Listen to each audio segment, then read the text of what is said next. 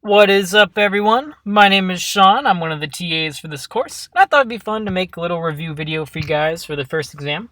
So let's just jump right into it. So I have some study tips for you, because you probably haven't taken a exam in the computer science department yet. And so the first thing is definitely Paper is the worst text editor in the entire world. I don't know if you've tried programming a notepad or something before, but literally Paper doesn't do anything like, the red underlines, any of that. So definitely practice old tests on Paper and be comfortable with before the test. Then there's this neat thing in this course called the topics list. And this is if you go to the schedule and you Control F for topics list, it should bring you to a page like this. This is actually from the Paper Lab. But down here, you'll see we have a list of a bunch of things that we want you to know. And honestly, I think the best way to study when I was a student, I just went through each one of these and I was like, do I really know like everything there is to know about print? Like, do I know everything there is to know about input? And what I call the Sean method of studying these is I would jump on over to the Python console, which I think you have in PyCharm actually. So like I could say print I, and it will work for me. It also shows returns, so you can not print, and it'll still show you. But anyway, so the Sean method of studying the topics list is what I do. Is I go, okay, let's look at int. What can I do with int? Can I do int of an int? Oh yeah, sure, you can do that. What about int of a decimal? Oh sure. What about int of a number as a string? Sure. What about int as a number as a decimal? Oh, that explodes. That's the one you gotta remember. We'll go over that. So yeah, so that's the Sean method of studying. Works for some people, I guess. Past exams, some students really like to practice with these. My mileage with it differed. I would say that it's probably best for practicing like coding on paper, which is definitely good, but I feel like it's not the best for reviewing content. For that, I would look at old lectures and the topics list. I would not rely on taking old exams to like teach you what print does, for instance. So yeah, and then YouTube is definitely your friend. Never underestimate the power of YouTube. So definitely get enough sleep before the test too, because like a lot of the questions on the tests are kind of like logic puzzles, and if you've stayed up all night the night before, like it's gonna be hard to solve those, even if you know the concepts. So definitely, if you want to cram Monday night and then sleep Tuesday night. There's a plan. So, and on these slides, if I have blue code, that means this code is great. Red is no, this code is bad. And green is this is good to know, but you probably don't need to know it like ever in this class. It's just cool things I think of. And then I'll probably make these slides available in the description. If I forget, let me know. So yeah. So basically, I'm going to be following the topics list that I showed you right here. This one, but I kind of reordered it because I thought a different ordering of this made more sense to me. Alright, so first up we have literals. So literals are just a way in Python that you specify a value. So for instance, if I come into this Python file and I say x equals some value like this, then if I print out what x is, it'll print that value. You've probably seen these before. Basically, I guess a good way to define a literal is a way to specify a value without having any other kind of expression. Like it's just like you can think it's literally 123 or it's literally hello. It's just, yeah, values in Python. So definitely no integers. You can, just put them in like this. These are floats, like that, float literals.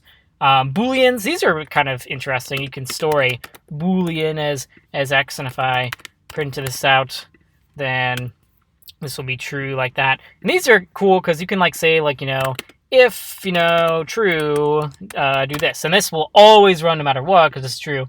This is kind of helpful in debugging, like if you had some other. I know when I'm grading your Flappy Birds, which we'll do later in the semester, I'll see you guys saying oh, if blah blah blah, all this stuff, and I'm like, I just want to test for this run, so I just do go ahead and do a true or right there, and then bam, it just runs every time. So yeah.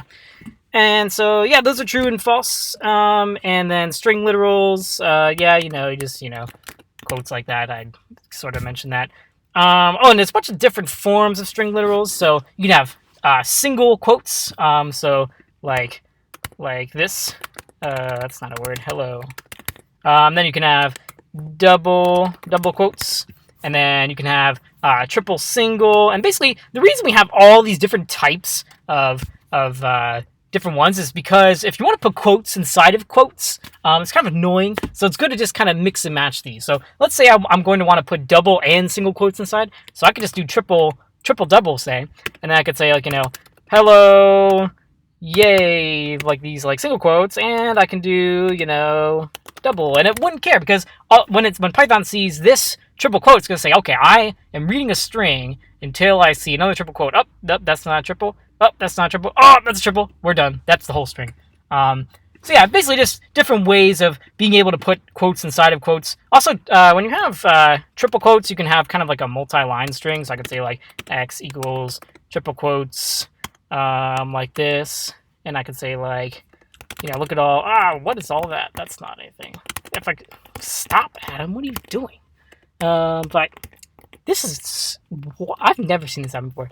So yeah, anyway, so if we print out this X here with all these lines, you will see that the new lines will be in the X. Wonderful. You cannot do this with just, normal quotes like this, because it will get mad and say like, yo, what are you doing? Like, stopped. So yeah, these are all the different kinds of string literals you can use. Also, if you want to just not worry about it, another way to do it is just say I want to put single quotes inside of these quotes. I can just say, hello, yay, like this one would work, right? Because it would say, here's a single quote, that's the end of the string, and what is all this? So if I try to run this, it'll say, hey, that's invalid syntax. So, so what you can do instead is you can just put a backslash before them, and that's called escaping the quote. And then now, if I go ahead and print out this X, then that will print it out with the quotes in it, even though these were single quotes, because it basically says, all right, Python, I want to type. This is basically saying, Python, I don't want to end the string here. I'm literally just, I want to put a quote in my quote. Like, don't worry about it. It's fine. So that's what escaping does.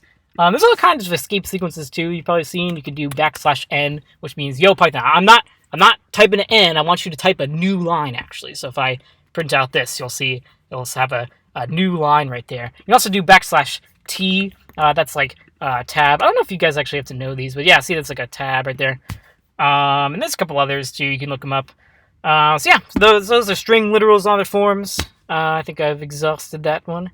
So let's talk about some operators.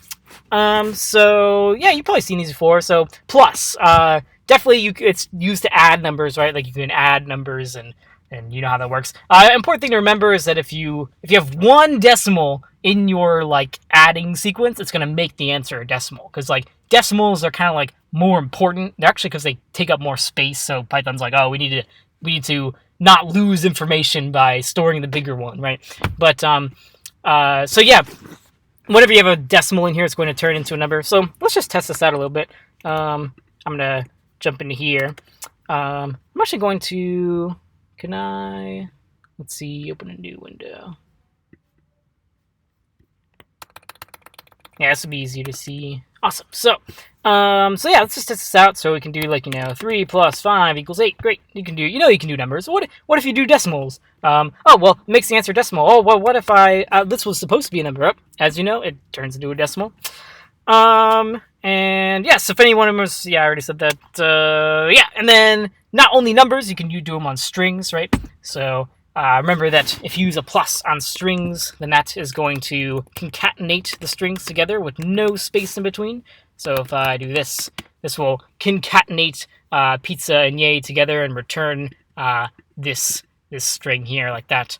And yeah, so a lot of times people will see this and they'll say, like, I really want to put a space here, but I want to like put in like this. Like that's just like too much work, right? So I'm just gonna replace this with a comma. Will that work? Actually, what you're thinking of is inside of print. You can do like this, because this is passing separate arguments to print, and print by default separates its arguments by a space. So that works inside of print. But if you just do it like, if I try to say like, x equals pizza comma yay, then if I look at x is actually a tuple of two values that's not going to be separated with a space. So definitely be careful with that. Only use print. Only use commas inside of print. Otherwise, you have to use a plus and put that space in there. I know it's so much work, but well, what can I tell you? So yeah, and you can also do this on lists. You'll see this eventually, but I can do like 1, 2, 3 plus, 4, 5. Oh, that's not a list. That's set 5, 6, 7. And yeah, we'll concatenate them together like that. But yeah, you'll get to that later. So yeah, how do you break it? So remember that you can't add a string to a number like this. That will not work. And yeah, it's kind of like saying pizza plus 5. Like Python doesn't even know that this is like a number until like you cast it to an int or something. So it's literally like what is this random string you're trying to add a number to? Like, can't do that, right? So, and you probably are like, oh, I know that. I'm not going to add a number to a string. Well, sometimes it's hard to see because, like, if you have a print statement like this, where you're just, like, adding a variable in, you're like, oh, yeah, you can concatenate the variable onto there. But let's say that x was a number like this, and then you said, I'm just going to say your number is, and then I'm just going to put a plus in x. Oh, can't do that, right? Because x is actually an int. So in order to do this, you have to first cast it to a string, because you want to say, I want to add the string interpretation of this x to this string, because you can't just add it directly because it's a number, right?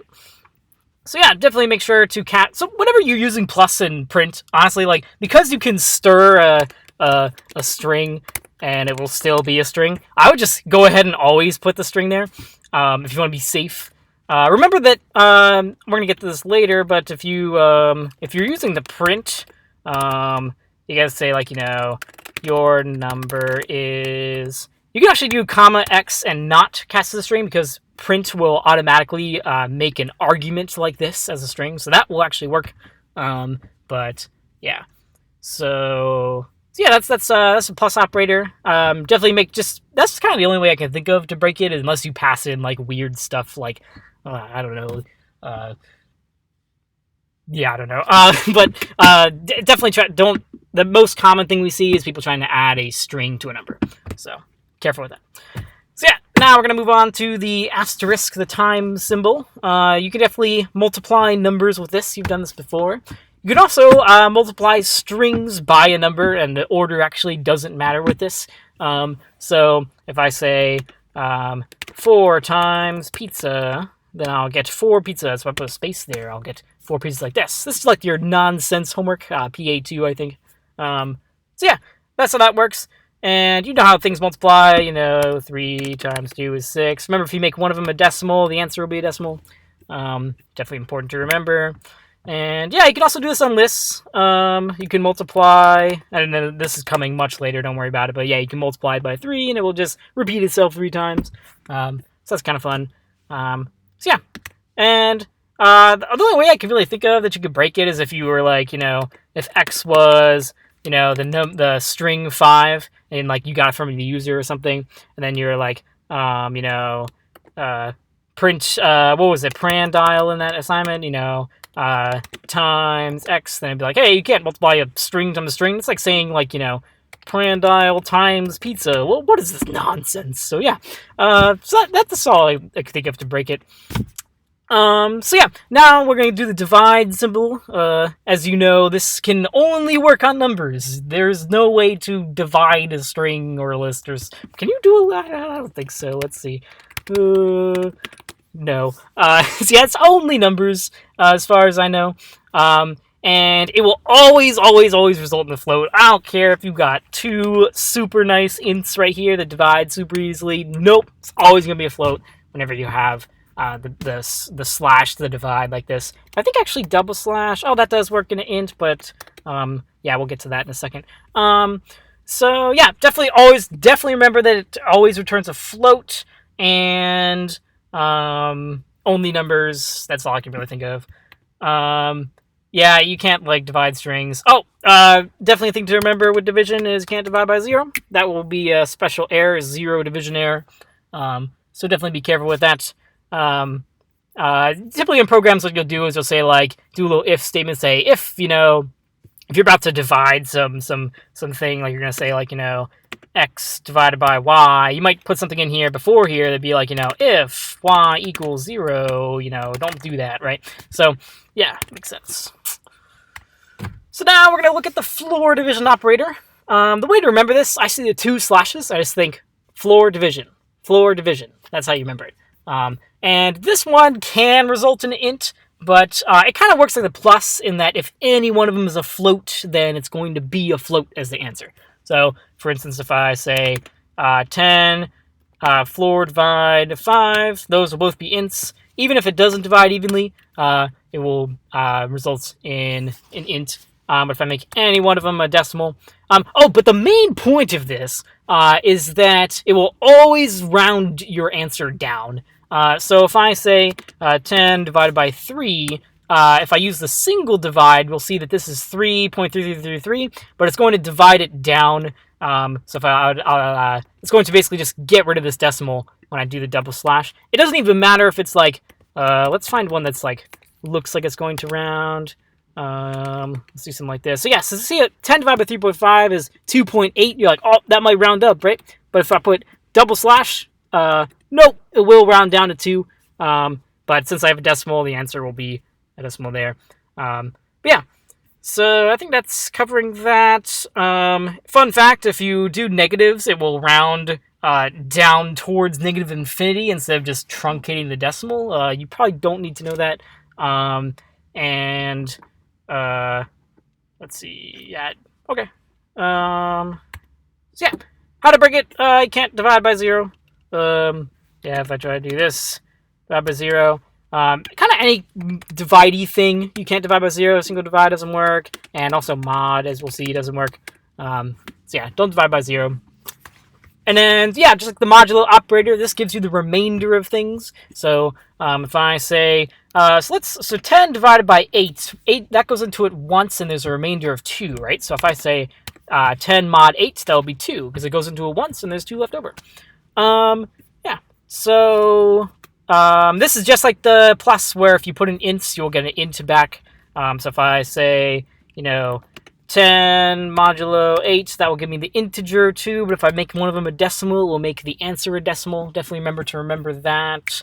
And decimals also work, so probably don't need to know this, but if you do like 10 mod 3.9, 10 mod 3.9 like this, so that will give you the decimal remainder, so that's nice. That's probably why it gives you a decimal when you put a decimal in. And negatives do weird things with mods. Have a negative remainder is sort of weird. Probably don't need to worry about that, but just be aware of it, I guess. And I keep checking my battery, that's why I keep coming back here. So yeah, how to break it. Don't divide by 0, because remember, when you do a modulus, it has to divide and see what the remainder is. So if you try to mod by 0, you'll get a 0 division error. So good to know that this is just, good computer science stuff. You probably don't need to know this for the test. But so if you have the left side is less than the right side, then the answer is going to be the left side, right? Because you're trying to divide something that's bigger than this, so you can't divide it even once. So this is just the answer. So basically, yeah, if the right is larger than the left, the answer is going to be the left. And then another thing is, if the left is larger than the right, then you know that the answer is going to be strictly less than this. It can't be equal to this, right? Because then the remainder would be 0.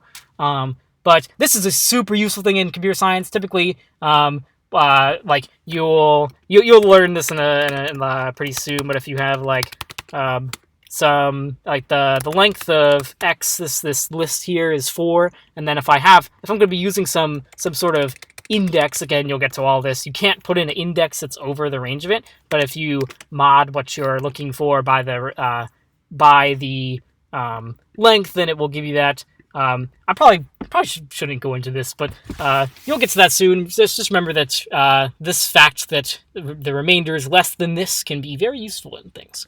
So yeah, now we're going to do the exponent operator. So yeah, it basically takes the exponent just like those other ones that if you have a decimal, the answer will be a decimal. So we know that 2 to the third power, it's good to memorize your powers of 2 in computer science, but if you don't know, that's 8. If I make one of these decimal, bam, it's a decimal. And yeah, so it actually can take square roots too. Remember that if you raise something to a half power, then it will, if I say to the 0.5, that will take the square root of 2. which is weird. How about the square root of 49? I know that's 7, right? Yeah. So there we go. And yeah. So that's the exponents. So so those are all the operators you need to know. And also remember that all of these, every single one, can be used in an update assignment sort of fashion. So basically how this works is, let's say I have a variable x. I'm going to say x equals 10. Sure.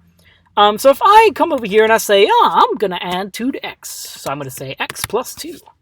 All right, so that's 12, right? Well, if I print out what x is, maybe I should make this bigger.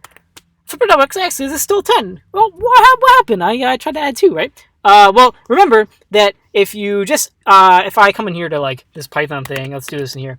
If I do x plus 2 like this, so this will return 12, and then it'll just sit there on the line. It's not going to go anywhere. Like, it's fine. Like, it's going to compile, right? Or not compile, but it's going to run, right? Because, you know, this is fine. Python, you're allowed to just, you know, type numbers here. That's fine. But the thing is, it's not being stored back in x. So we want to aim to be able to store it back in x, right? So what you have to do is you have to say x equals x plus 2. And that will actually increment, if I print x here, that will actually increment this x to 12. But this is a lot of typing, right? Like they don't pay us enough to write x equals x plus 2 all the time. And I'm sure you've seen this before. I'm just, you know, going over it again so you can see. But you do plus equals 2, and then that is a shorthand way of saying x equals x plus 2. Basically it means, you know, add 2 to x. I could probably explain that in a lot better way. But yeah, that just means add 2 to x. This would mean subtract 4 from x. This would mean multiply by 4, divide, floor divide, take the remainder, do the exponent. Basically, when it, like if this kind of looks confusing to you, the good way to do it is just to rewrite it x equals x to the 2. So that would, if we do this, that would be 100, right? So so if I do this, that's 100. That would work the same way if I said modulo equals 2. Just remember to always put the equals on the end. Don't be trying to come up in here and say, like, you know, equals plus 4. That's okay. Moving on. So these are the logical operators. You've probably seen these in some of your if statements, where you kind of say, like, you know, or, and basically or and are the main ones you need to know. So basically the idea with or is that this is called a truth table here. This little sign means or. Sorry, I couldn't find one that actually wrote OR. So basically, this is going to be true if either side is true. So see this one, they're both true, so that's definitely true, right? And then if this side is true, so that's true. This side is true, that's true. But if they're both false, it's going to be false. So that's like the one you got to remember. Like, or is always true unless they're both false. So for in this case, 3 does not equal 1, but we ORed it with 1 is greater than 0, which is true. So that whole thing's going to be true, even though this was false. So yeah. And I guess we could do a quick example of this. If I say, like, you know, if, you know, you can just put literals in here, right? So if I say true or false, then print true, then this will run, right? Because this whole part here will evaluate to true, and then if true always goes, right? So there we go. So then there's also and this will only be true if both sides are true. So this one, that's false, it's false. That's false, that's false. They're both false, definitely false. This symbol actually means and yeah, see, like, if any one of them is false, don't care, it's all false. Yeah, so for instance, over here, 2 equals 2, that's true, but 3 is not greater than 4, bam, whole thing's false. So let's do an example of this. So I say, you know, if, what did I just do? I did something weird. Okay. So if I say if true and true, this will definitely be true, right? That'll run. I'm gonna put an else here. I'm gonna say else. Print false.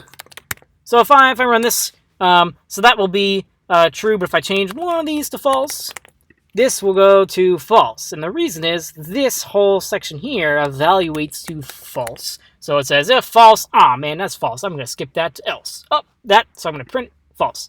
There we go. So hopefully that makes sense. You've probably seen these before. Just a way to combine your logic to say, like, you can do all sorts of things with ands and ors. I'm sure you've seen those before in your assignments. So probably in like the averages.py, these come into play. So comparison operators. You've probably seen these before. That you can do like so these are all of them actually. You can do if something is greater than something, greater than equal, less than equal, equal, not equal. So that's basically just comparing these things. These also return, they evaluate to true or false. So if I come in here and I say, if x is greater than, or no, what if I say 2 is greater than 0, print true. So this is going, so if we run this, that shows true, right? Because this evaluates to, it says, okay, is 2 greater than 0? All right, definitely is. Evaluates to true. If true, runs, right? So there we go. So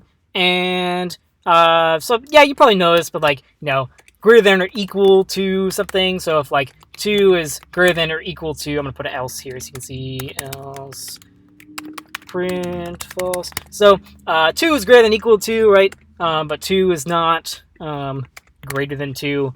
So that's going to be false. So yeah. I'm going to assume that you guys know what this is. Definitely a good thing to remember is equals equals. If I say 2 equals 2, that'll be true. Equals 3, that's going to be false. A very common mistake, which I'll get to later, is that people will only put a single equals here.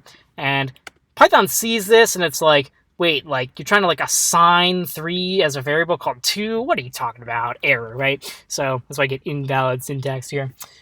So yeah, those are all the comparison operators. Definitely remember that equals greater than. I know for a fact this is not going to work, right? 2 is equals what invalid syntax. And then yeah, so definitely remember the way that you say it: less than equal. You're gonna have less than, or that's greater than, less than equal. You don't want to say. No one ever walks in and says, "Oh, is 3 equals greater than x?" Like people are like, "What are you talking about?" So, and yeah, like I said here, Python's like, okay, so they're saying like, so I want to run this code if assign variable, what are you talking about? So that's how that works. So yeah, let's talk about variables now. Variables are very important. 73%, okay. So yeah. So variables are things that store values inside of them, right? So if I just come in here to Python, I'm like, all right, let's do 2.3 and let's do 4.5, and then wait, what can I do with these values? They're just sitting there. Like, can I access these? What can I do? You got to store them in variables, right? To like actually do things with them. And I know you guys knew all this anyway, but whatever. So I can store these into various variables like this, and then I can print what those variables are. A good practice when you're doing prints, by the way, is to do it like this. So you say x equals like this, and then you can say, x equals 2.3, and then I can also do y equals 4.5. Like that. A good way to, if you're still like, I don't know what a variable is, I would picture them as boxes in your computer. Is there a thing I can like draw on somewhere? But yeah, so that's how variables work. So what was I gonna say with this?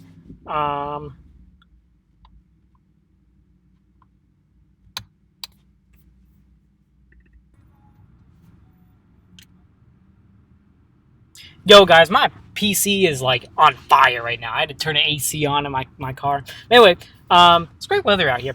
So yeah, that's variables. You can store things inside here. I can also store basically any kind of value we have. Like I can say hello, and we'll see that y equal hello. I'm gonna add this like little clear thing here, so that goes that.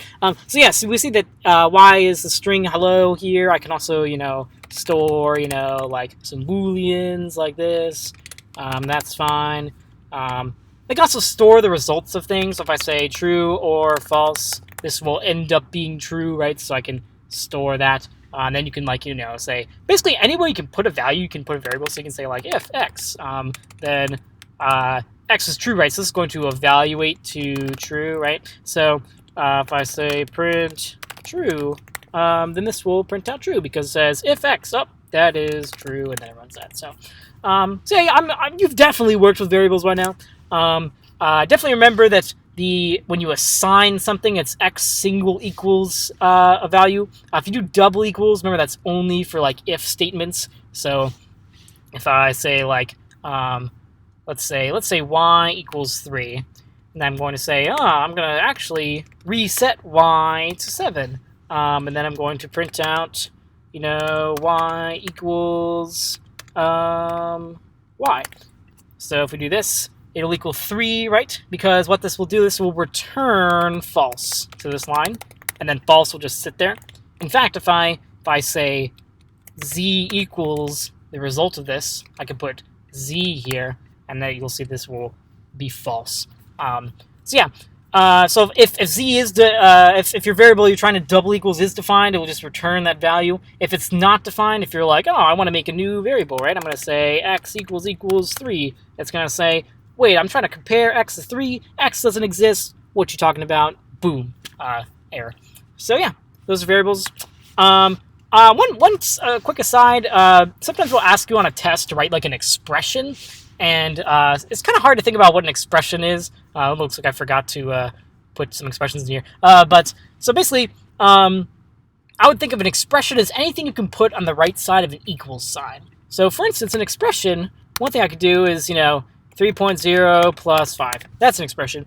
Because I could come in here and I could say x equals 3.5. And if I print out, what x equals is... this will be the answer. So yeah, so sometimes like you'll have like a table or something, and it'll be like write an expression. You could think another important thing is expressions evaluate to things. So basically, this will evaluate to 8.0. And when you run your what am I gonna say? You can also combine functions in here. So if I say like int like this, then this will evaluate to 8 like this, so we'll basically collapse down to a literal, a good way to think of it, I guess. So yeah, those are expressions. This is not an expression, so if we ask you to write an expression on a test and you write something equals something, that will be points off, right? Because that's definitely not an expression. I can prove it to you too if I try to put this on the right side of an equal sign. If I say, z equals 4, that's going to say, okay, x equals, what is it going to equal? New variable equals 4? What? And then it's gonna, explode on you. So yeah, this says invalid syntax. So yeah. So let's see. I'll put some more expressions here if I remember. All right. So now the great topic of functions. So I was looking online for how to define a function, because once you've used them for something, you're like, how do you even? It's like defining like what life is. Like what is a function? So I looked up and I found this great definition. It said a named section of the code that performs a given task. I like that. So basically, so if I come in here, let me just make an example function here. If I say def hi is going to make a variable called x and a variable called y or z, I guess, and then it's going to return. Let's do a better example. It's going to do add x y. I'm going to return x plus y. Sure. So basically, if I now I have this section of the code that does something. Now, as we'll get to in a moment, defining a function alone doesn't do anything, right? Because I basically said, here's a function called add. Well, I might use it, I might not, just so you know. And then Python's like, all right, that's the end of the file, I'm done, right? So then you don't get anything from that. So, but if I come in here and I say, you know what, I'm going to print out what add 3 and 1 returns, then this uses this section of the code to perform this task, which so it basically says, so let's think like Python does here real quick, and I'll probably go over this in a second anyway. So basically it comes down here and says, all right, here's a function add. I might use it, maybe not, we'll see. Okay, now I'm going to print something out. What am I going to print out? I have to run this add function with 3 and 1. So I'm going to come to this add function. All right, so this is 3, and this is 1. And so then this ends up being 3 plus 1. All right, so I'm going to return, that's 4, right? So I'm going to return a 4 right here. I'm going to print 4. So if we print this out, that'll be 4. So there we go. So some examples of functions that you've probably already used are print. Int is, sort of a function. You don't have to know what it really is. And so is stir and type. And we'll get to what these do. I have the built-in functions later in the slide set, so don't worry. So yeah. So making your own. So not only can you use these built-in functions. I forgot the thing I was going to talk about here. So basically, why are functions important? Like, why can't we just write our code all the time? I know it would get a little repetitive. We can just copy and paste, right? It's not a big deal. So one example of a wonderful, wonderful function is print. So if I want to print hello world, you probably did this. Now look how easy this is. Bam, there it is, right there. If they didn't give you this print function, can you imagine how hard it would be to get this to appear in this separate window thing? Like, what would I do? Like, would I have to, like, import the OS and, like, go in here and say, okay, I'm gonna make a script, and I'm gonna go into the back end of the computer and somehow access this window and, like, whatever API that has, and blah, blah, blah, blah. Like, that's crazy. So Python took care of that for us. They figured all that out, and they said, you know what? If you want to print, just print. So basically, they're like, I guess you could think of them like spells. They're someone already thought of them ahead of time. You can just kabam, do it, and it works. It's amazing. So those are some built-in functions, and you can also make your own functions, your own spells. So for instance, as we saw with that add function, say that we get really tired. This is a dumb example, but let's say we get really tired of doing adding all these numbers all the time. Like, this is so much work, right? So what we can do is we can say, you know what? I'm going to make an add function that takes in two numbers, and it's going to return the sum of them plus y. So then I'm going to come in here. I'm going to say, okay, I'm not can just use that function I want. I don't have to even worry how add is done. I can just, I can just put in those numbers, and that will work just like that.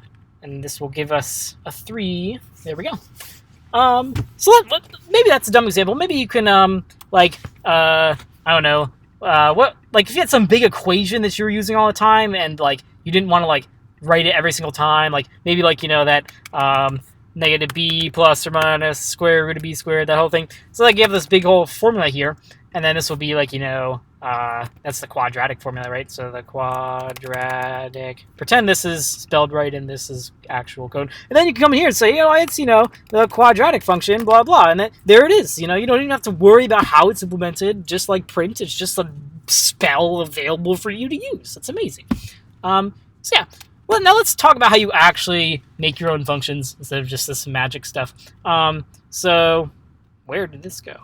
Yeah, so remember that you have to def the name of the function. You put in however many parameters you want, and then you can also put in 0 parameters if you want. And then you put a colon, and then the whole body of the function needs to be indented for it to be part of this named section of code that performs a given task. So yeah. When we're grading, we typically have a list like this. We're like, all right, do they have def? Do they have the names? Do they have the right parameters? Do they have parentheses? Do they have a colon? You could memorize that. I don't recommend it. I recommend just practicing it so you just know how it works. And you can just code it, and you can write on a test, all that just fine. So, yeah. So let's do some practice with this. Let's do another example, I guess. What's a task that we would want to do? Let's say that let's do a function that's going to get a bunch of info on a value, and we're going to print out, the value is x. We're going to say its negative is going to be -1 times x, and then I'm going to say its square. I'll probably cut this out of the video. I don't even like this. So square is this, sure, and then yeah, so I can print out. Since this function does prints, we don't have to print it, right? So I can just say info on 3, and I can run this a bunch of times, a bunch of different numbers, right? 4, 5. You get all this info on that stuff. So remember that there's a difference between defining a function and calling a function. So when you define a function, it doesn't actually do anything, right? It just says, all right, here's function Python. I might use it later. I might not. Just so you're aware, this exists. So if I come in here and I, define my add function, x and y, and I, return x plus y. If I come in here and I'm like, all right, Python, go. It doesn't do anything, right? Because Python says, all right, here's my add function. I might use it sometime. Oh, that's the end. There we go. Nothing, right? So in order to call this function, you have to kind of turn it on, right? So basically, we have to come in here and we have to say add 1 and 4. Say. So this will actually turn on the add function and call it with the arguments 1 and 4. And so if you run this, you might not see anything. That's because the value of this got returned, right? So it just sits there. So if we can put a print statement here and say, add invoked, we'll see that this did get called but didn't do anything. But we can say print, or I could say x equals this, and I can say print x, and then that will print out the 5 like that. I could have also print this directly. I just thought it would be neater to use variable. So yeah, that will work too. So yeah, so those are functions. I think I got to everything I could think of on that. Remember that defining is not the same as calling. That's how you call. Basically, a very convenient way to remember it is the way you define it looks the same way as you call it. See, when you say add and then you have parentheses and then lists of letters separated by commas, well, when you turn it on, you do the same thing. And guess what? X becomes this 1 like this, and Y becomes a 4 like that. It's very convenient. A good way that they decided how you'd write these out, right? I'm on 62. Good. So, let's go to... Oh yeah, so basically in the slides here I say this isn't going to do anything when run because it's just a definition, right? You have to actually turn it on, and this will do the function call. So yeah. So let's talk about parameters. I believe, if I have this right, the parameters are what's in the def. So these would be parameters, and these are arguments, the specific ones. If I have that backwards, I'm sorry. Probably don't actually need to know that. That's more of a 2110 kind of thing, I would think. So yeah, so basically these are variables that store the arguments that you pass into the function, sort of the function's inputs, I guess. So and like I said, it's just like the way you set up. So if you call this function, the first one that you have in the comma list becomes this variable, and this one becomes this variable. So basically, it's a way to name the first thing that you pass in and the second thing you pass in. So when I run this add function here, I'm going to run this add function, and basically Python's going to see this. It's going to say, okay, I'm going to print something out. What am I printing out? Printing the results of add. Okay, so I'm going to come in this add function. All right, so I'm going to make a variable x, and that's going to equal 1. And then I'm going to make a variable y, and that's going to equal 4. Great. So now I'm going to print my little message here, and then this was 1, and then this was 4, so I'm going to return 5, and then if you remember how returns work, that becomes 5, and then we print that out. So there we go. So yeah, that's how parameters work. You probably used these before. So yeah, so when you call, this is just beating a dead horse, I know, but when you call the function, the first number becomes the first variable, second number becomes the second variable. These are called positional arguments because they're defined by their position or their order, right? So the only reason x is 1 is because 1 was first. So that's just the way, whenever, the only reason I'm telling you this is because sometimes you'll forget to put something in here, right? And you'll get an error that says missing 1 required positional argument. And you might be like, what the heck is a positional argument? Well, there it is. It's just one of these that you pass in some order, and they become those. You can also change up the order. I don't think you know this, but you can call them by their name. So in this add function, I could say, you know what?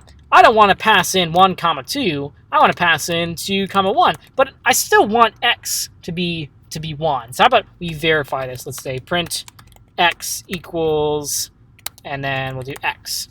We want this to say, oh, well, x is 2. That's bad. We want x equal to 1, right? So you could say, you know what? Y is equal to 2, and x equals 1. And this will come in here. I'll say, it's basically how this works. And so we'll say, all right, I'm running this add function. I have these arguments, and they want y to be 2. Okay, fine. We'll make y 2. And then they want x to be 1. So there we go. So, yeah. that's how that works. And then this will actually, if I run this, that's supposed to be y. X will now be 1 like we wanted it to. So that's good. I could go into this further if you want. I don't think you need to know this stuff. But if, say, we had 3 and we said that, you know, z equals this and y equal this, and then the first one we just pass in positionally, you can do this. So the first one will become x, and then it's like, all right, now they're talking about z, bam, and then we're talking about y like this, bam. The only rule with this is that you have to put all the positional ones before your keyword arguments, as they're called, because otherwise, like, it's not going to know, like, what you're talking about. So, like, if I do this, yeah, it's going to say positional argument follows a keyword argument. You have to put all your numbers first before you do the equals stuff. Yeah, I don't know if you really need to know that or not. One example of this, if I go ahead and look at this print function, is, you know how when you pass multiple, this is mind-blowing. If you pass multiple things into print, it separates them by spaces, right? How does it know to do that? Well, if you go inside of, if you look at the definition of print, it has this default sep parameter, and it's going to separate them by spaces. And I can actually mess with this just in the same way. I could say 1, 2, and 3, but I want you to separate them by an underscore. There you go. Oh, I need to say, sorry, sep equals this. Oh, now they're separated by underscores. You know what? I don't want to separate an underscore. I want to separate them by pizza, like this. There it is. So yeah, that's pretty cool. So yeah, I don't know if you learned that or not. So default parameters, you definitely need to know. This is a different concept than this. This is when you come in here and you put the equals. And basically, the idea behind this, and you've probably seen this in GPA.py with that course that was defaulted to 3. Basically, I'm saying if you don't put in if you don't put in 2 arguments, I want that second one to magically become 1. So I could say print, let's do print add 1 and 2. So if I do this, this will, let's just show what the answer is.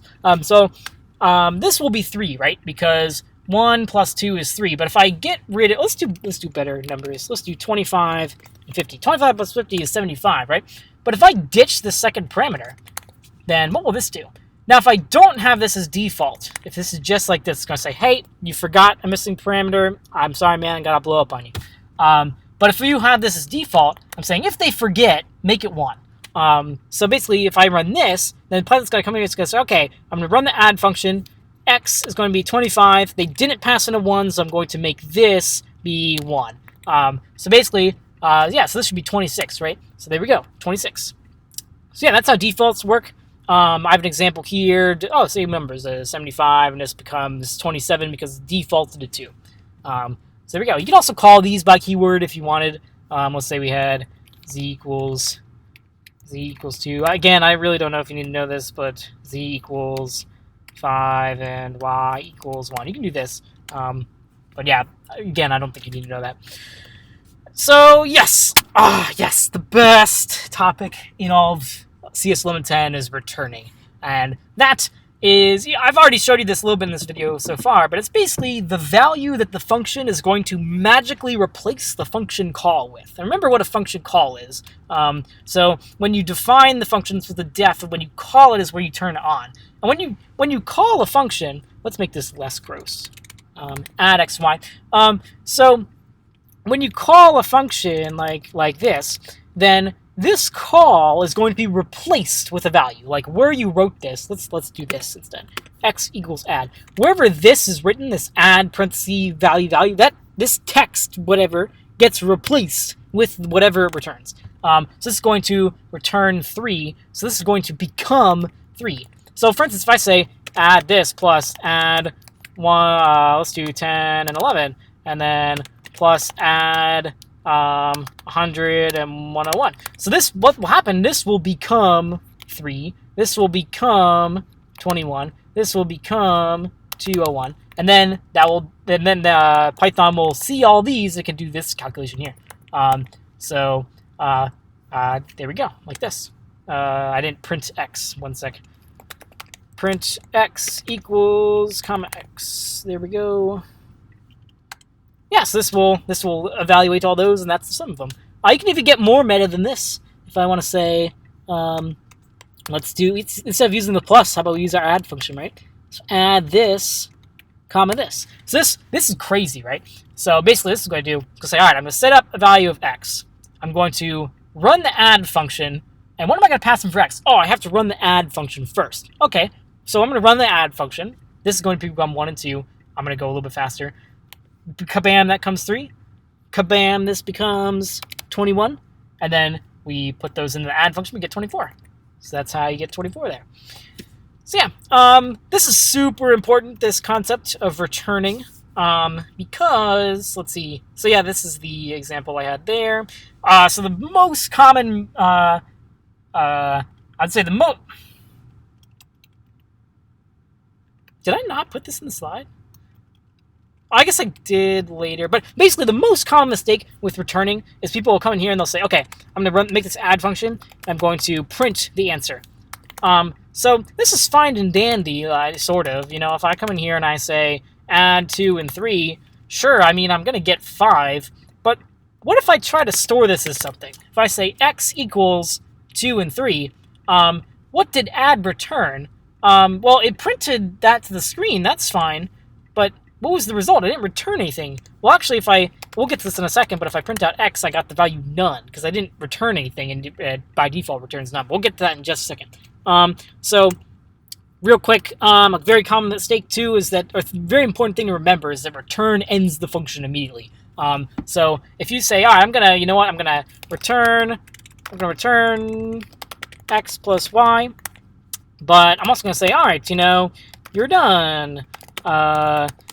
X plus y equals x plus y, sure.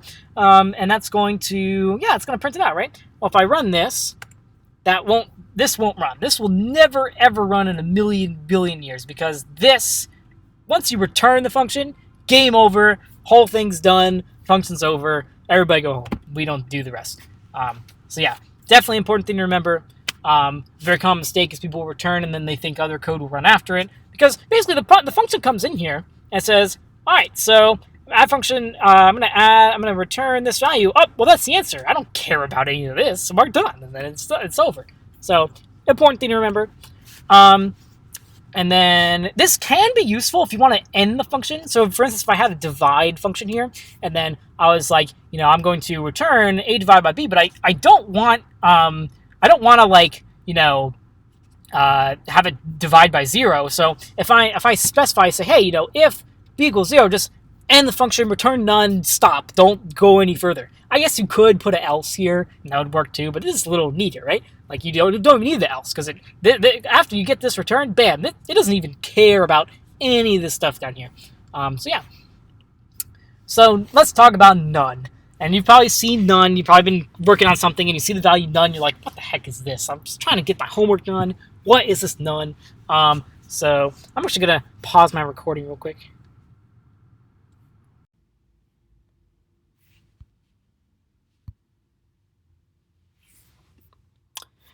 See, let's talk about none. You've probably seen this in your homework before. You're like, oh man, I'm just trying to get my homework done. I see this none thing. What is going on? So none is the default return value for all functions in Python. If you don't write a return statement, your function will return none. If it just gets to the end of the function, if I, like I was showing before, if you just printed, x plus y, and then that was it, this function will return none, because it gets to the end here, it says, oh, that's the end, what did I return? Nothing, so I just returned none. So this will actually turn into none like this, and that's why if you run this, you'll see 5 and then none, because x equals none. So yeah, none is, so what is none exactly? Well, none is actually a value. It's not a string. It's actually a value of its own. So if I say, like, what is the type of none? Let's see, it's not a string. It's a none type. It's a special own value, kind of like a literal. It is literal, but it's just none. Yeah. So some functions don't need to return anything. You might be wondering, like, why do we have this none? Well, sometimes you don't need to return something, because, like, print just returns print just prints something to the screen. There's no answer to print. There's no result of print. Like, you don't need to have some value come back from print. You just give it to the screen, and there it goes. So, for instance, if I say, print, hello, so this will work, and because it's a function, it has to return something. So this will actually, every time you run a print statement, this will return none to the line like this. Like this will return into none. And typically it doesn't matter because you just put nuns on lines. That doesn't affect anything. But it is there. I can prove it to you if I say x equals print hello, and then I print out what x is, and I'm going to print, let's do our nice debug style, x equals x, and if I print the type of x, so we'll see what we ran print, that did to the hello right here, fine, and we stored the result, which was none, into x, and now we'll say that x equals none, and then the type is none type. So yeah, so some functions don't even need to return none, and that's fine. Yeah, so maybe this is a good exercise. I just kind of went over this, but what would this print? Well, you printed the result instead of returning it. Very common mistake, right? So this will actually print, you'll get this x plus y, and then you'll also get none. Actually, let's do this real quick. That's not what I meant to do. What happened? So if I def add x and y, and then I print x plus y, and then I print add 1 and 2. So if I do this, we'll get the 3 and the none, right? Because this will print 3, and then this will evaluate to none, and then it will print none. So you get 3 and none. We already sort of did this, so whatever. So yeah, there you go. Explain that. Let's see. So yeah, you might just say, why don't I just drop the extra print? Well, so this causes problems, right? So if I want to use this result, I say, okay, x is result of adding 1 and 2. And then I'm going to take that x, and I'm going to say y equals x plus 1. Sure. Now if I try to use this, like this, so this will blow up on you. It'll say, hey, you can't add none type in int. You'll be like, what the heck? I just wanted to add. What are you talking about? So basically, remember that this prints. So we did get the print. See, there it is, 3. But this will turn into 3. Or no, sorry. This will turn into none, right? Because it didn't return anything. So this turns into none, and this turns into none. None plus 1, you can't do that, right? Like I can't do none plus 1. That doesn't work.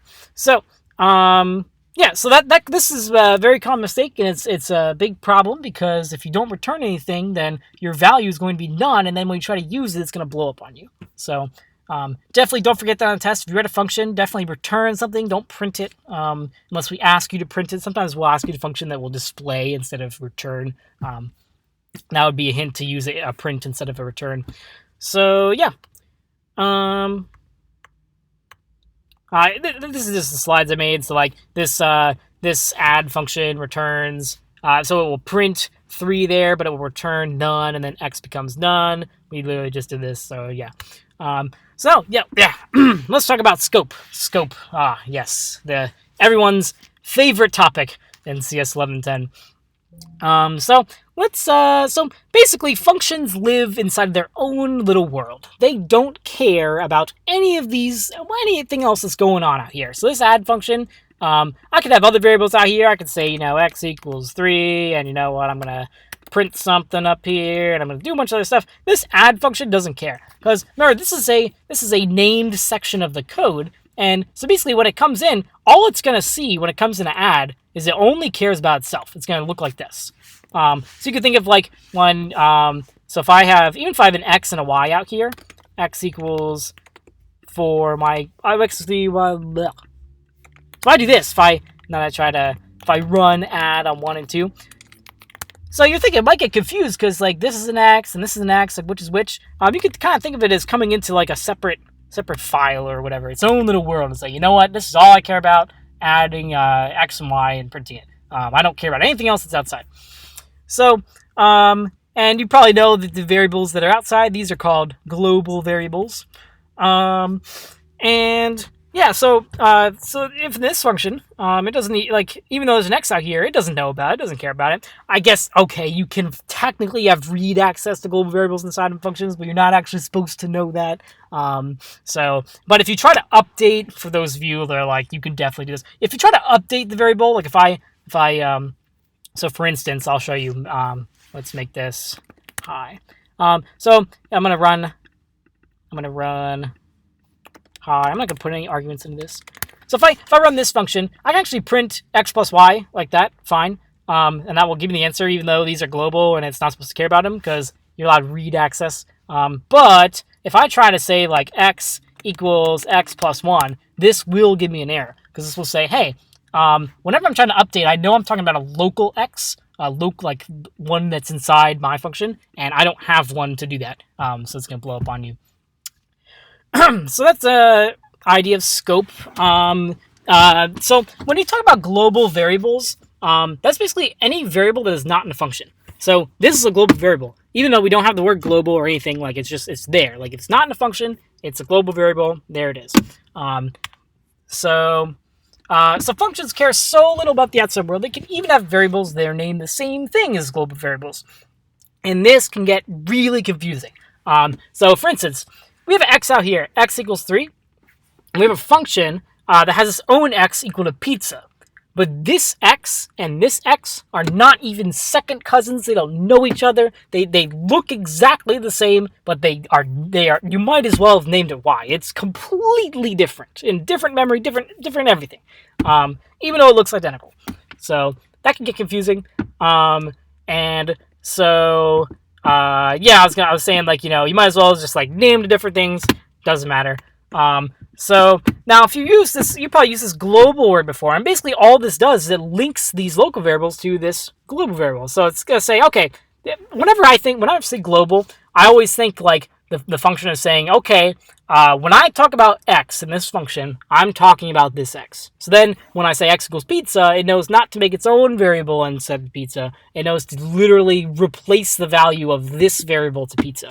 So that's a good practice, I think. Like when you're reading a function, trying to figure out what it's doing, you see global x, you say, okay, I am talking about this x. That's what that means. Or if you write your own code, you say, you know what? If I talk about x, I want you to talk about the global one. There it is. Link this variable to this variable. I need some water. So, is anything wrong with this Python program? I got a global x, and I said it was global. Nope, can't say that it's global because you only use the global keyword inside of a function. Because this is saying I'm linking this variable to this variable. X here is already global. You don't need to tell it what it already knows. You can actually do this, and it's not gonna like do anything. I just find it super annoying, right? Because like you're like, all right, you know what, Python, the X that's in the global scope, it's global, and it's like, so I know that. What is this saying? Let me get rid of this. Yeah, so this will work, but I don't know. It's just only put it inside of a function. So yeah. So that's sort of a weird thing to think. I guess global only you only put the global word inside of functions, but global variables only exist outside of functions. That's kind of weird. So what about parameters? How do they play into this? So, like, are they local variables or are they global? What's going on? So, parameters are actually, by definition, local variables. The only difference is that you can't suddenly decide to declare it as global. Like, if I come in here and I have this function hi, and if I have x equals 3, and then, so if I have like this, x equals 4, and I run this, so remember that this is going to be a completely separate thing from this, but I could say, you know what, I'm going to link them together. These are going to be the same. So if I run hi and then I print out what x is, x will now be 4, right? So there we go. What was I going to say? You can't do this with parameters. So if I have input as x, I can't declare it as global. These actually cannot exist at the same time, because this will say, hey, you named x as a parameter, and you're also saying it's global. That is not allowed. That is against the law. You get an error. So yeah, definitely remember that. Don't make your parameters global because it's impossible. It's against the rules of Python. Uh-oh. Start my car because it's hot again. So yeah. So yeah, it gets me a syntax error. So I'm gonna, before we go into built-in functions, I want to just reiterate a few more things if you don't mind. So turn off my music. There we go. So did you see in this got this x got altered? So if we say print x equals, and you've probably seen this on the practice test. We do this all the time in exams. X equals x. So this will get altered by this function. Wait, get rid of that. So this was 3, and now it's pizza. So the x will be altered because it said, all right, so I have the variable x, I have a function I might use at some point, print out what x is. All right, it's 3. Run high. I'm talking about this x. Set it to pizza. All right, so this is now pizza. And then when I print this out, x is now pizza, so we get pizza. If I don't have this, will this be the same? Well, no, right? So let's run through this. I have x. I have a function I might use at some point. So then I'm going to print out x. It's 3. I'm going to run high. I have high's own version of x. I don't care about this x. That's out there. Who cares about that? So I have my own x. Sure. All right, I'm done. Whatever. Return none, right? That returns none. And then, so we're going to print out what x is. X, oh, well, it's 3, right? We didn't change it. 3. There we go. So that's very important. We'll often give you, like, weird things like this. Let's make one of these examples.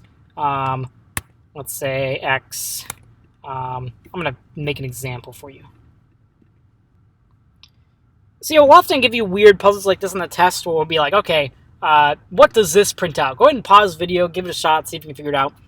But I've got the master method to figuring this out. So basically, think like Python. Python goes from top to bottom and just go into things as it calls them, right? So I'm going to have a variable x, I'm going to have a variable y, and that's 3 and 4. And I usually draw these on paper. I draw a box for x and I draw a box for y. And then I have a function high. I might use it at some point. That doesn't run it, so I'm just going to put it aside. Might use it, whatever. I have the blueprints for it. So I'm going to print out what x and y are. All right, fine. So if I run this, that will print out 3 and 4. And then, I guess I should just show you the answer in case you tried before the video. So that'll print out 3 and 4 right there. And then I'm going to run high and pass in y. Now this is confusing because this becomes x, and that's a parameter x, which is not this x, right? This x and this x and this x are not even second cousins, right? But this y is this y. So then, it's not this y, right? Wait, it is. Okay, so that's the most confusing thing is that this is going to become x in this function, and when I talk about y, I'm talking about this one. So then, so it will set the local variable x to pizza. That doesn't affect any of these because those are in the global, so they stay the same. Return y, whatever, that just goes right here. That doesn't do anything. Let me make a more complicated one. So yeah, go ahead and I altered it a little bit. Go ahead and try this one. Notice that there's 2 functions here. I'm assuming you gave it a shot. So let's walk from the top. We have 2 variables. Great. We have a function we might use at some point. Print them out. It's 3 and 4. What does this do anyway? So we're gonna get 3 and 6. Okay. So we're gonna call. You know what? I guess this could have made it even more complicated if I did this. This will give me this. So yeah. So let's walk through this one. So it prints those out, and I'm going to print the result of high. Okay, well, what am I passing into high? The result of high. All right, so I have to run high first. So I'm going to run high, and I'm going to pass in y. So x here is going to be 4, and that's confusing, right? So x is 4, and y is this y. So y is 4, right? So I'm going to set the local variable of x to y plus 1. So I just completely ignored what I passed in, and I set it to y plus 1. So that's going to be 5. And then I set y equal to that value. So now this is going to be 5. And I'm going to return that 5. So then that 5 goes here. And then I'm going to run this on 5. So then put 5 in here. Global y, I ignore what I passed in. And then I set equal to, so this was 5 now. So now it's going to be 6. And then, so then y equals to that. Yeah, I just did that. And then we return we will return 6 here like this, extra parenthesis. So that will print out the 6 there, and then x and y are now 3 and 6. There we go. So that might not have been the best example, but definitely try to make examples like that, or look at the ones on the old exams, because these can get pretty tricky. So yeah. So let's talk about built-in functions. So you know what print is. You've definitely done print by now. So remember, if you pass in separate arguments, it will separate them by spaces. So if I say print 1, 2, and 3, that will separate them by a space by default. There's also other things you can play around with this. Print automatically puts a new line at the end. You can actually say, you know what, I don't want that. I want you to, instead at the end of the thing, I want you to put nothing. And that will, see, it didn't, so if I,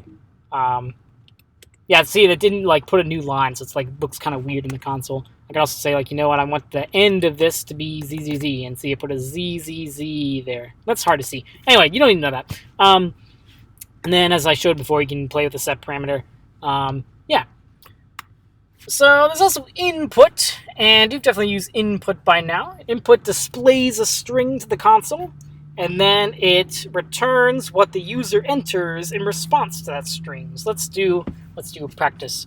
So if I say x equals input, now what you pass in is what's going to appear over here. So I'm going to say, you know what? I'm going to say enter a number. And I like to put a colon. I usually put it like new line and this and a space. So this looks kind of nice. So if I do this, let's go say enter a number. I'm going to put in 6. And that what will happen is this will return 6 as a string. And it's very, very easy to forget that that always is a string. And what will happen is you'll tell them to enter a number like this. And then you'll say, you know what, I'm going to print x plus 1. And because x is a string, you can't add a number to a string, right? So if I'm going to do this. So this as written will never work, right? Because if I come in here and I say 5, it will try to add the string. This will return 5, and then this will become 5. 5 plus 1 like that is an error, so it crashes. So definitely don't forget that it becomes a string, and what you pass in is what's displayed to the user as they're waiting, like enter this number. The way to fix this, by the way, remember, since it's going to become a string, we have to cast it somewhere to an int. So we could do it there. So outside as input, you could do int of this. This will work. This will give me 6 if I put in 5 like this. But you could also put it here, or just wherever you use it, like that. Or you could say x equals int of x. That's a good thing to do too. There you go. So yeah, that's input. I'm assuming you've probably used this before. So whenever we say on a test, prompt the user for a value, we mean input. You probably know that, but just in case. So when should you use input? Okay, so you only want to use input when you want to prompt the user for a value and have them type it in and then do evil, do evil, cool things with it. Let's, if I want to make a number and I'm going to add, this add one program. This is, I want to display a thing and wait forever until they, type something in, and I'm going to add 1 to it. That's the reason to use input.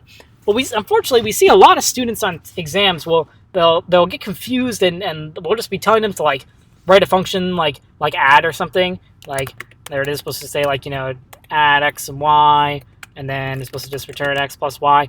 And they get sort of confused, and they might say, input x plus y. And when you're going fast, it's easy to actually make mistakes like this. And what this does is if I say x equals add 1 and 2, this will wait for me to type in a number, and it displayed 3, and I put in 7, but it doesn't get stored anywhere, and it returns none, so this becomes none, and then, yeah, that's all it does. So only use user input if you really want, only use input if you want user input. It sounds pretty simple, but when you're going fast, it's easy to get confused. So what's wrong with this code? Give it a shot. And I'm going to try to remember what was wrong with this code. Oh yeah, you see what's wrong. Do you see it?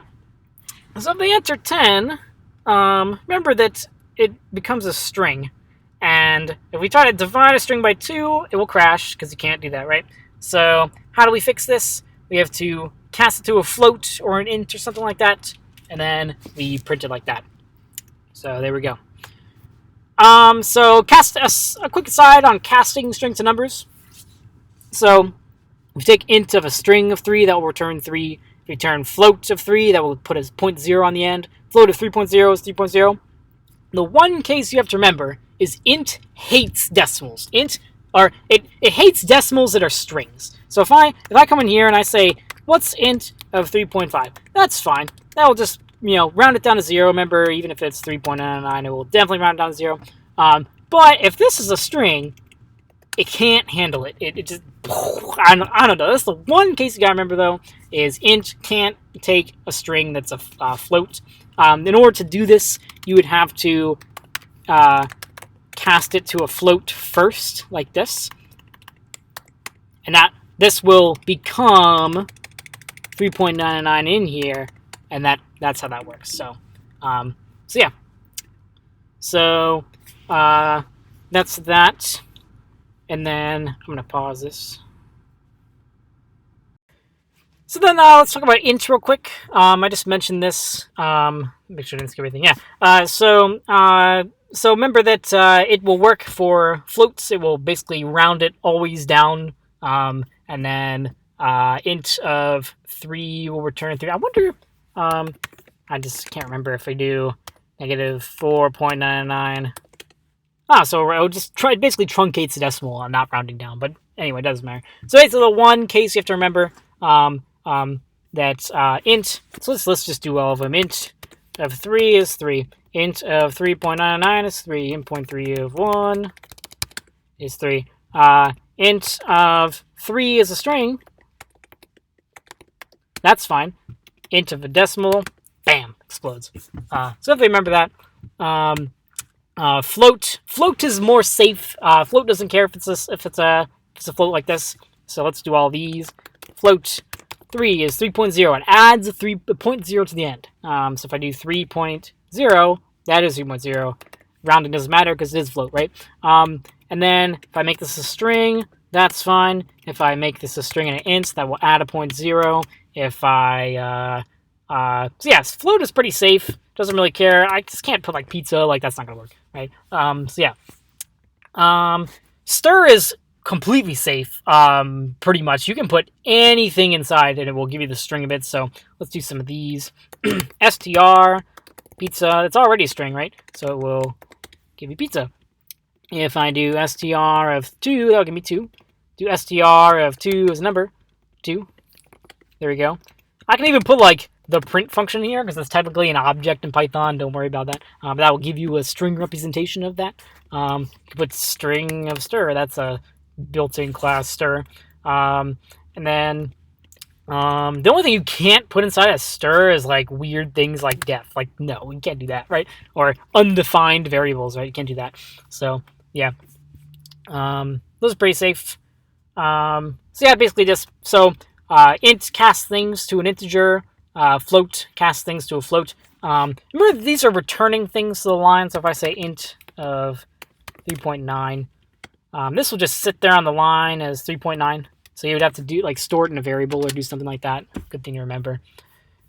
So this is type. Oh, type is pretty fun. Type just tells you what something actually is. So if I have a variable and I forget what it is, right? I'm like, oh, what is that z? The z was something, right? So I can print out what z is, but if I want to see what kind of variable it is, I can say what type of it is, and it's an int. If I do type of something as a decimal, it'll be a float. I could do a string, it'll be a string. I could do a function, that's a function. If I make my own function, if I say def I forget it. And then if I say type that will be a function.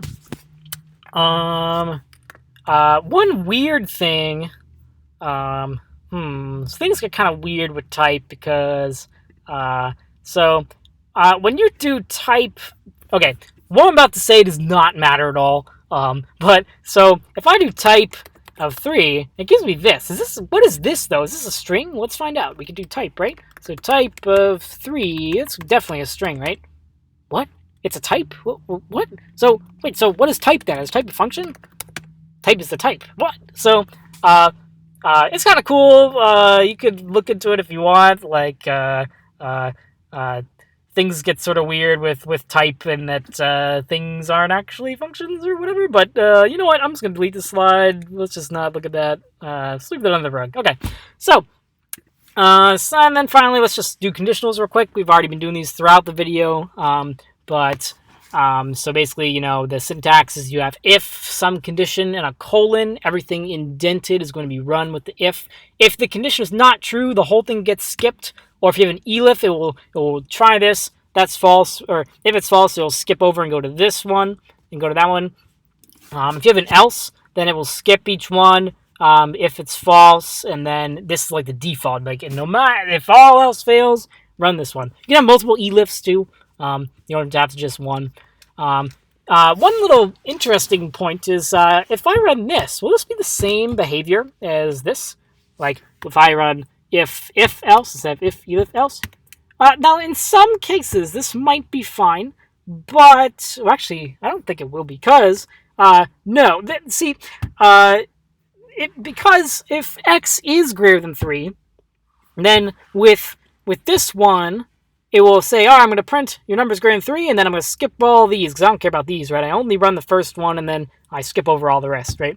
So, but if it's if else, then, that's greater than 3. Not greater than that, I'm going to run the else. So basically get an extra else saying your number is 3, even if it was like 5 or something. You can put ifs inside of ifs. That's fine. Just make sure to watch your indentation. Remember that things have to be inside there. So if you have a nested if like this, this is kind of the same thing as saying if this and this. In some cases, you can rewrite it like this. Not always. If you have other stuff than the if, you might want to. You'll see in the moment if you can combine an and or not. And yeah, that's all the slides I have.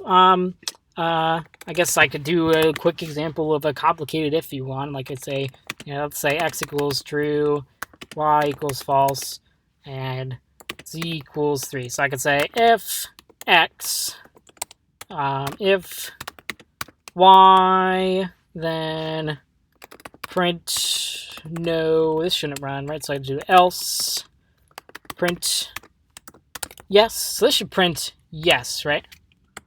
So there we go. Because x is true and y is false, so we go to this one. Then I could say elif print no. This shouldn't run, right? Because this one ran. So I have to put big mistake. You have to put a condition after elif. My bad. So if I say elif z is greater than 20, so that's not even true, right? But it's gonna skip over this whole thing. Let's do say v equals 3. This will not run, right? Because we ran this if. So we skip over this one. Hopefully this is not just being more confusing than I'm trying to be. And then, if we change this to a false, then that one will run. This one here. And then if this is false too, then it will run our if else case. Yeah. I feel like you guys already know what I'm talking about. I don't want to beat a dead horse on this. So yeah. Hopefully I covered everything on this topics list. If you have any other questions, definitely leave a comment in the comments, and I usually get an email when that happens, so I should be able to see it. And definitely come to our review session next week. Get some sleep, study hard. Good luck. Goodbye.